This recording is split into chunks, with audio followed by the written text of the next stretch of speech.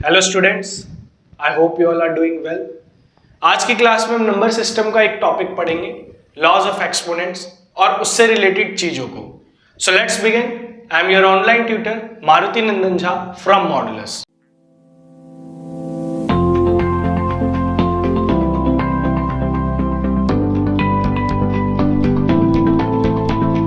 देखो, laws of exponents की बात करें, लॉज ऑफ एक्सपोनेंट्स की, तो इसमें हमारे पास कुछ फॉर्मूले होते हैं जिनको हमें याद रखना पड़ता है। जैसे कि मान लो कि आपके पास एक a की पावर b इंटू में a की पावर c का कोई फॉर्मेट आता है। a की पावर b इंटू में a की पावर c का कोई फॉर्मेट आता है, मतलब नीचे बेस सेम हो और ऊपर पावर क्या हो, अलग हो। बेस सेम हो और पावर अलग हो, तो इसको हम कैसे करते हैं, अगर नीचे मल्टीप्लाई है तो जो बेस है दोनों का वो तो वही रहेगा, a का a ही बेस रहेगा, और जो पावर है मल्टीप्लाई के केस में जो पावर है वो प्लस हो जाती है। मल्टीप्लाई के केस में जो पावर है वो प्लस हो जाती है। एग्जाम्पल से इसको समझते हैं। मान लो हमारे पास कुछ नंबर है 7 की पावर 2 इंटू में मैंने ले लिया 7 की पावर 8। ठीक है, यहां पर अगर आप देखो तो आपके पास जो बेस है वो सेम है, 7 का 7 है और बीच में है मल्टीप्लाई। तो अगर बेस 7 है तो यहां भी बेस क्या रहेगा, 7 ही रहेगा। और जो ऊपर पावर है 2 और 8, तो मल्टीप्लाई में पावर क्या हो जाती है, प्लस हो जाएगी। तो ये मेरा आंसर आ जाएगा 7 की पावर 10। क्लियर? तो अगर बेस सेम है और मल्टीप्लाई हो तो पावर क्या हो जाएगी, प्लस हो जाएगी। तो एक लॉ हमारा ये होगा। दूसरा, अगर a की पावर b है डिवाइड में a की पावर c है, इस बार मल्टीप्लाई की जगह हमारे पास अगर डिवाइड है तो डिवाइड में पावर, मल्टीप्लाई में पावर प्लस हो जाती है, तो डिवाइड में जो पावर है वो माइनस हो जाएगी। मल्टीप्लाई में अगर पावर प्लस होती है तो डिवाइड में पावर क्या हो जाएगी, माइनस हो जाएगी। इसका एग्जांपल लेते हैं, तो सेम यही क्वेश्चन ले लेते हैं। 7 की पावर 8 डिवाइड में 7 की पावर 2 लेते हैं, तो यहां पर भी हमारा जो बेस है 7, वो 7 का 7 ही रहेगा, और जो पावर है वो दोनों क्या हो जाएंगी, माइनस हो जाएंगी। 8 में से 2 माइनस होगा तो 6 आ जाएगा। तो इसका आंसर आएगा 7 की पावर 6। नेक्स्ट हमारा आता है, मान लो अब मेरे पास a की पावर b इंटू में c की पावर b है।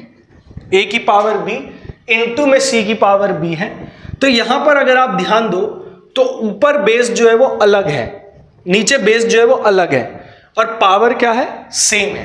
बेस अलग है, पावर सेम है। तो बेस अगर अलग है, अगर ये मल्टीप्लाई हो रहे हैं तो इनको मल्टीप्लाई ही कर देंगे, और जो पावर रहेगी वही रहेगी। ठीक है, जो पावर जैसे b की b है तो पावर b ही रहेगी, और नीचे मल्टीप्लाई हो रहा है तो मल्टीप्लाई कर देंगे। जैसे एग्जांपल में मैं ले लेता हूं 2 की पावर 8 इंटू 3 की पावर 8। तो यहां आप देखो पावर हमारे पास 8 है और नीचे बेस जो है वो अलग है, तो बेस मल्टीप्लाई हो रहे हैं तो बेस को मल्टीप्लाई कर देंगे। 2 3 जा 6 हो जाएगा और 6 की पावर आ जाएगी 8। ठीक है, नेक्स्ट हमारा लॉ आता है, अगर मान लो यहां मल्टीप्लाई की जगह डिवाइड रहता तो हम उसको डिवाइड कर देते। ठीक है, ये तो सेम ही हो जाएगा। अब मान लो किसी में a की पावर b है और उसकी भी पावर क्या है, c है। एक मेरे पास है a की पावर b और उसकी भी पावर c है। तो जब भी आपके पास पावर की पावर आती है, 2 पावर 3 पावर जितनी भी पावर है, तो वो सारी पावर आपस में क्या हो जाती है, मल्टीप्लाई हो जाती है। सारी पावर आपस में क्या हो जाएगी, मल्टीप्लाई हो जाएगी। इसका एग्जांपल ले तो जैसे a की पावर b a की पावर c था, तो मैं यहां ले लेता हूं 2 की पावर 3 उसकी पावर 7। ठीक है, तो यहां पर 2 की पावर 3 और उसकी भी पावर 7 है, तो 2 पावर आ गई, तो पावर की पावर क्या हो जाएगी, मल्टीप्लाई। तो इसका मतलब 3 7 से क्या आ जाएगा, 21। तो यहाँ 2 की पावर आ गई 21। अब मान लो कि हमारे पास कोई भी वैल्यू है, चाहे कितनी ही बड़ी वैल्यू क्यों ना हो, और उसकी पावर 0 है। कोई भी वैल्यू है और उसकी पावर क्या है, 0 है।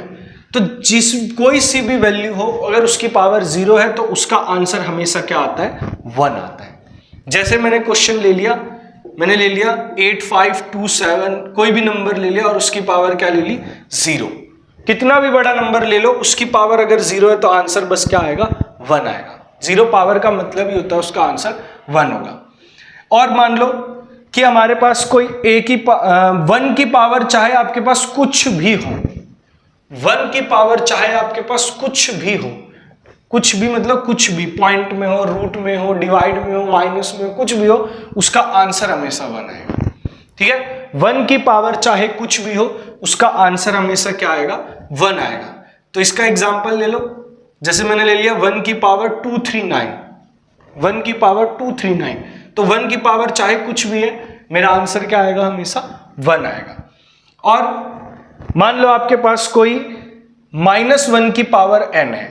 अब -1 की पावर n है, तो ये दो चीजों पर डिपेंड करता है। -1 की पावर अगर n है तो ये डिपेंड करेगा कि आपका जो n है वो ऑड है या आपका n जो है वो इवन है।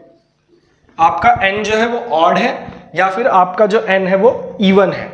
अगर आपकी n की वैल्यू ऑड है, अगर आपकी -1 की पावर जो है वो क्या है? ऑड है, तो इसमें आंसर आपका -1 आएगा। ठीक है, अगर -1 की पावर ऑड वैल्यू है कोई, तो आपका आंसर क्या आएगा? -1 आएगा। और अगर आपके पास -1 की पावर इवन में है, तो आपका आंसर क्या आएगा? 1 आएगा। इसका एग्जांपल लेते हैं। देखो, मैंने पहले ले लिया -1 की पावर, मान लो मैंने ले लिया 11। -1 की पावर अगर 11 है, तो 11 क्या होता है? ऑड नंबर होता है, तो इसका आंसर हम लिख देंगे -1। अगर यहीं पर मैं -1 की पावर 20 ले लेता, -1 की पावर अगर 20 ले लेता, तो पावर 20 मतलब क्या होता है? इवन नंबर है, तो इसका आंसर क्या आएगा? 1 आएगा। क्लियर है? इसके बाद और एक लेते हैं। मान लो आपके पास अब कोई भी वैल्यू है और उसकी पावर माइनस में नहीं, हाँ माइनस में ले लेते हैं। मान लो कोई भी वैल्यू है, जैसे a ले लिया और उसकी पावर माइनस में है। पावर कभी भी अगर माइनस में होती है तो हमें उस पावर को पहले क्या बनाना होता है? प्लस बनाना होता है। पावर अगर माइनस में होती है तो हमें उसको क्या बनाना होता है? प्लस बनाना होता है। तो यहां पर हमारी पावर माइनस में, अगर मुझे इसको प्लस बनाना है तो जो भी अंदर वैल्यू होगी उसको क्या कर देंगे? रेसिप्रोकल कर देंगे। जैसे यहाँ a है तो a की पावर -n है, तो मेरे को अगर -n को n बनाना है, प्लस करना है, तो मैं a का क्या कर दूंगा? रेसिप्रोकल कर दूंगा। तो a का रेसिप्रोकल हो जाएगा 1/n। जैसे एग्जांपल में ले लेता हूं मैं 5 की पावर -3, 5 की पावर -3। तो अभी यहां पर 5 की जो पावर है वो माइनस में है। अगर मुझे 5 की पावर को प्लस बनाना है तो मैं अंदर की वैल्यू को रेसिप्रोकल कर दूंगा। अब 5 का रेसिप्रोकल क्या हो गया? 1/5। तो जो पावर है वो मेरी क्या हो जाएगी? प्लस हो जाएगी। मतलब -3 की जगह मैं क्या लिखूंगा?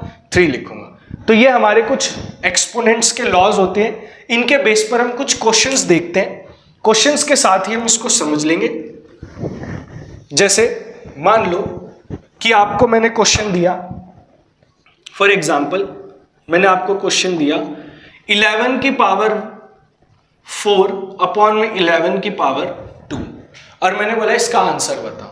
तो अब यहां पर आप देखो, जो आपका बेस है 11, वो आपका बेस 11 है, तो बेस सेम है और पावर जो वैल्यूज है वो क्या हो रही है? डिवाइड हो रही है। तो अभी हमने पढ़ा था कि अगर बेस सेम है और डिवाइड हो रहा है तो पावर क्या हो जाएगी? माइनस हो जाएगी। तो 4 - 2 क्या आ जाएगा? 2, और 11 की पावर 2 क्या होती है? 1/2। क्लियर? और मान लो आपके पास ऐसा कुछ क्वेश्चन आ गया 2 की पावर 8 इंटू में 5 की पावर 8। ठीक है, तो यहां पर अब आपका क्या है? बेस अलग है, पावर सेम है। बेस अलग है, पावर सेम है, तो जो भी बीच में साइन होगा, मल्टीप्लाई होगा तो मल्टीप्लाई, डिवाइड होगा तो डिवाइड करेंगे। तो यहां पर क्या हो जाएगा? 2 5 जा 10 हो जाएगा, और ऊपर जो आपकी पावर है वो 8 की 8 ही रहेगी। तो इस तरीके से हम लॉज ऑफ एक्सपोनेंट्स का यूज करके कोई सी भी वैल्यू को सॉल्व कर सकते हैं। तो अभी आपको नेक्स्ट स्लाइड में इसकी कुछ वैल्यूज दिखेंगी, वो आप सॉल्व करो, उसकी प्रैक्टिस करो, ताकि आपको इसको अच्छे से समझ में आ सके। तो मिलते हैं नेक्स्ट क्लास में। Thank you.